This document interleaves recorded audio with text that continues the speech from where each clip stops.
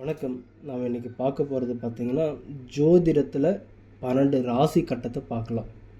First நம்ம ஜாதகம் தெரிஞ்சுக்கணும் அப்படின்னாவே 12 ராசி கட்டத்தில் எந்தெந்த ராசிக்கு எந்தெந்த இடம் அப்படின்றது நம்ம தெரியணும். சரிங்களா? ஃபஸ்ட்டு நம்ம ராசி கட்டம் அப்படின்றது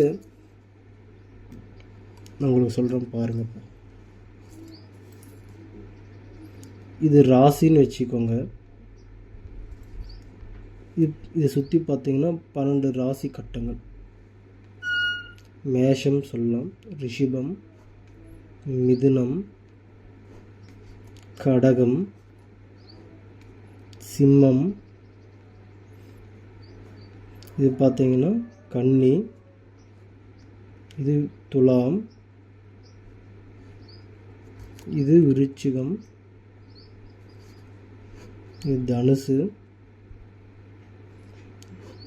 இது மகரம், கும்பம், மீனம்.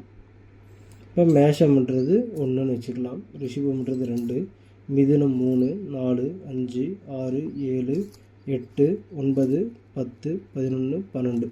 இப்போ இதுதான் ராசி கட்டம். இதில் நம்மளுக்கு தெரியுமான்னு கேட்டிங்கன்னா, இப்படி நம்ம கணக்கு வச்சுக்கிறது தாண்டி நம்ம இன்னொரு வடிவத்தில் நான் சொல்கிறேன் பாருங்கள்.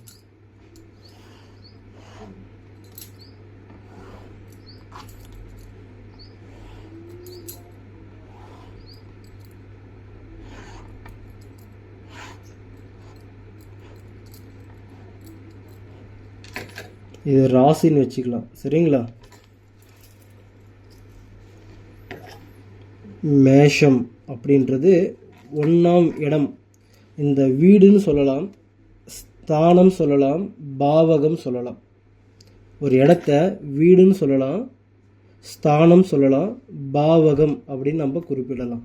ஃபஸ்ட்டு 1ஆம் பாவகம், 1ஆம் ஸ்தானம், 1ஆம் வீடு அப்படின்றது பார்த்திங்கன்னா மேஷம். இது நம்ம 12ஆம் இடமாக நம்ம எடுத்துக்கலாம். புரியுதுங்களா? ஃபஸ்ட்டாக இருக்கிறதுனால நம்ம எடுத்துக்க முடியாது.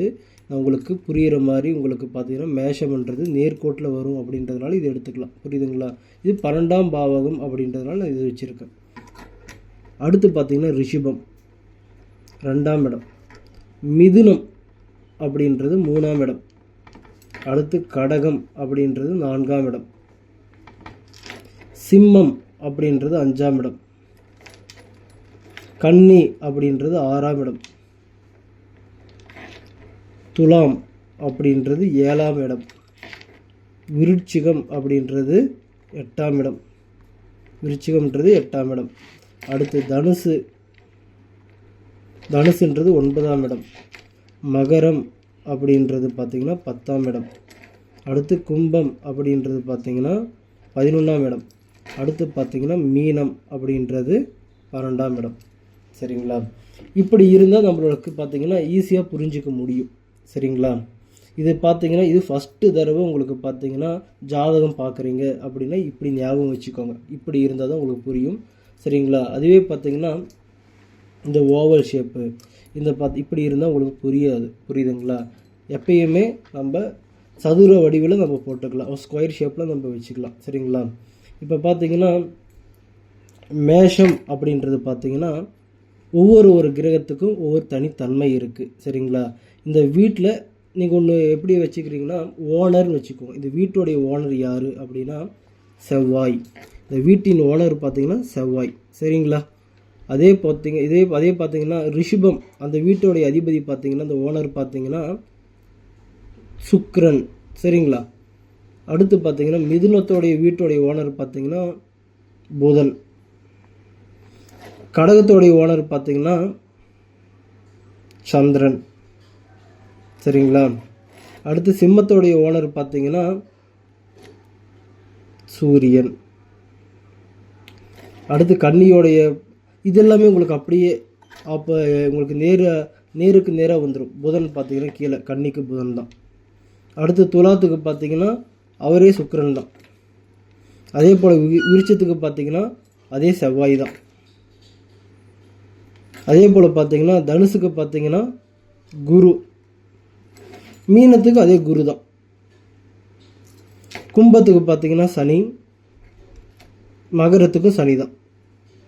இப்போ பார்த்தீங்கன்னா சூரியனுக்கும் சந்திரனுக்கும் மட்டும்தான் ஒரு வீடு.